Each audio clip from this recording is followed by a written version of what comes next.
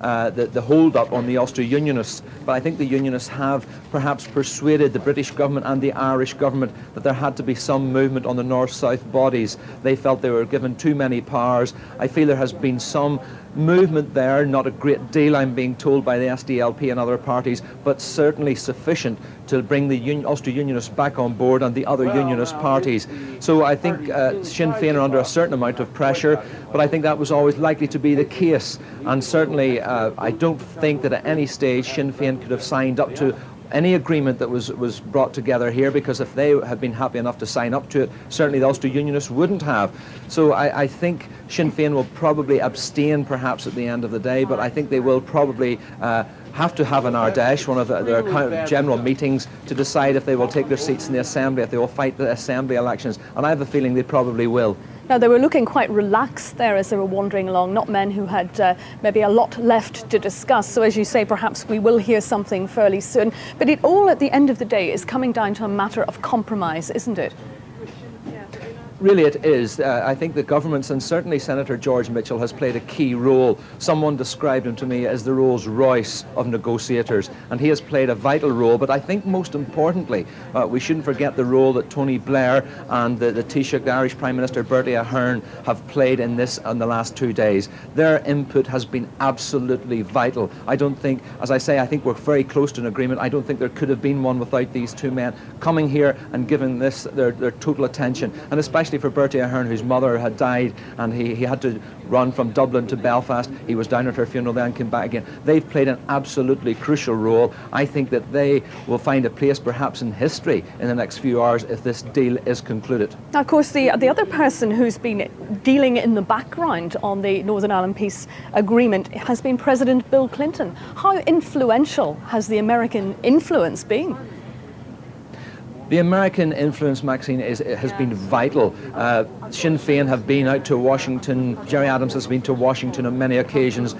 He has been brought in from the political cold, so to speak, and that was a great deal of that was with the help of the Americans, and they have brought him in. And I think now the pressure that comes from America, because when they see a deal that the Irish government can live with, that perhaps the SDLP can live with, that puts an awful lot on pressure on Sinn Féin to stay there and to agree, perhaps not sign up to, but to agree whatever is put in front of them.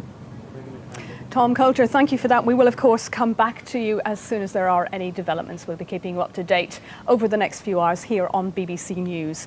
Now, there were angry unionist protesters demonstrating against the talks process broke into the grounds of the Stormont estate as the midnight deadline approached, in a bid to reach the buildings where the politicians were still talking. Members of the Democratic Unionist Party were among them, and their leader, the Reverend Ian Paisley, told a news conference which led to angry exchanges with hecklers. My party is the second largest party in the talks. The official union is of 30 members. The Ulster Democratic Unionist Party has 24 members. The SDLP have 21 and the Sinn Féin have 17. And the other smaller parties have 1 or 2. And some of the smaller parties that are so loud tonight haven't even got 1 elected member. Let me say that I have here in my hand, I have got a delegate's badge, which gives me the right to attend all meetings of the forum on one side, and the right to attend all meetings of the talks on the other hand. And so has press conference. This is a press conference, and you're not press men. You belong to parties that are opposed to my party. Well, just shut up. Just shut up. People shut up are gone. You have your press conference later. You have your own press conference with your buddy Gerry Adams. Have it, and you'll be very welcome to it. Let me say to you tonight. Not one of you can give out a number. You call yourself loyalist. Ian, where are you taking us? Ian, where are you going to take us? The Grand Old to New York, Mark 1 and Mark 2. See, not to Dublin. Well, I wish you would walk out. You're not going. No. This is the intelligence that is negotiating the future of Northern Ireland. These are the smart people who couldn't even get one person elected. Not one person could they get elected. I stood, I topped the poll in every election. You couldn't get elected. Not one of you could get elected. Well, of course, we have a demonstration. We have a demonstration. This is Mr. Irvine's friend, incidentally, so that you can associate his language with a face. This is Mr. David Irvine's friend. Let me tell you this, that this is the action of fascism. They don't allow the elected representatives. They don't allow the elected representatives to speak. Mostly tactics. From getting into the rightful place where they want to go to. You've done it for years, fascism. Well, he went to next LVF. Let me explain to you about this badge that I have here. This badge enables me to come into these grounds and commit. Rather acrimonious press conference there from the leader of the Democratic Unionist Party, the Reverend Ian Paisley. His party refused to take part in the Northern Ireland peace talks. Now it's 1 hour and 12 minutes since the deadline passed. No agreement yet, no deal. But our correspondent at the scene says something may happen fairly shortly. Well, I'm joined now live from Stormont, where the talks are still taking place, by the deputy leader of the Cross Community Alliance Party, Seamus Close. Seamus Close, what feeling are you getting at the moment? The deadline has passed. Can we still be optimistic? Oh yes, very much so.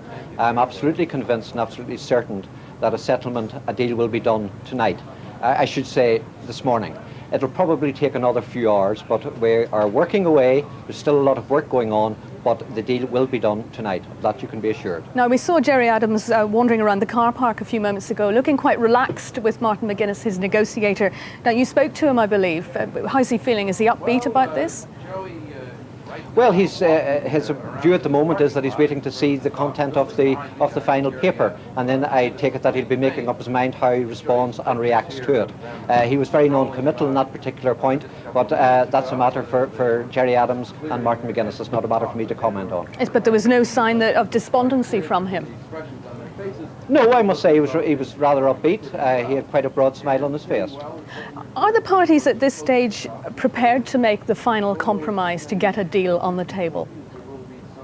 Absolutely. I mean, you know, at this hour of the morning, we wouldn't have put in all that effort for anyone to be walking away from it now. There is a great feeling of determination and a feeling of recognition that as we move towards the final few hours of it, that a deal is going to be done, and that is common right across all the parties. So you can be absolutely assured that a deal will be done this morning. And what are these final few things that people are mulling over? Well, I mean, speaking for the Alliance Party, I mean, about 15 minutes ago, we had a meeting with the Prime Minister on some final details to do with Strand 1, where we had a number of issues to address with him. So, I mean, as far as we were concerned, we're still working on the Strand 1 issues. I understand that most of the issues with regard to Strand 2 have effectively been put to bed.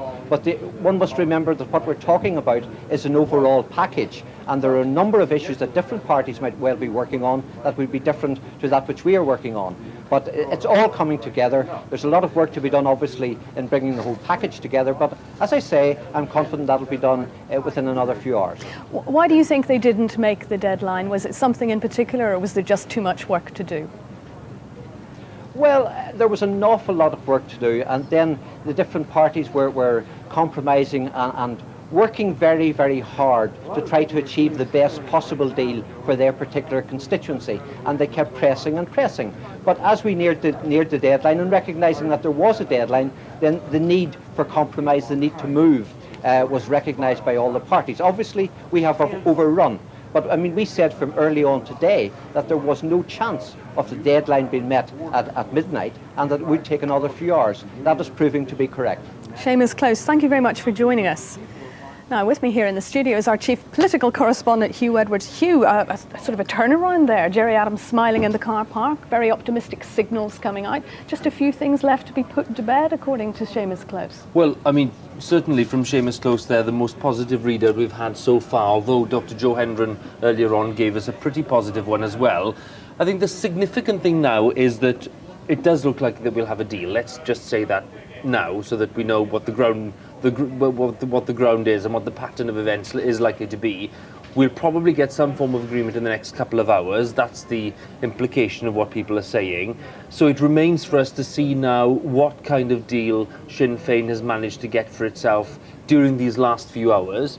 And perhaps more interestingly now, what precisely were the changes David Trimble got out of the Mitchell document on Tuesday? Because no doubt at all, despite what Dr. Joe Hendren said to us earlier on, if David Trimble has signed up to anything, it is not the shape of the Mitchell document we saw on Tuesday. There will have been changes since then. Now, from what we were just hearing a few moments ago, it seems that nobody's not going to sign up to it. It seems it's going to be acceptable to Sinn Féin. It's going to be acceptable to the Unionists. We've been hearing all sorts of things all week, and going one way and going the other. You're absolutely right. And there was a suggestion, of course, earlier on from our colleague Tom Coulter in Belfast that there was a possibility that Sinn Féin might not sign up to the deal in its entirety. Now, that is still a possibility, of course, because we're not at the end of the negotiations.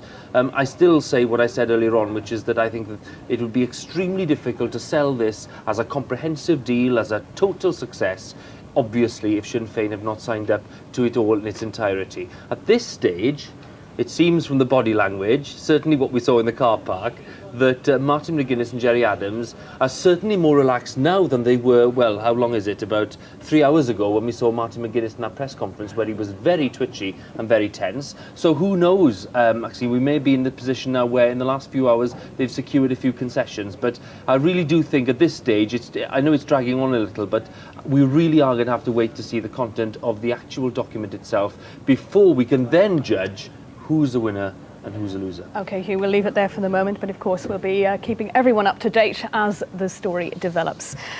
And now a summary of the other main stories. At least 30 people have been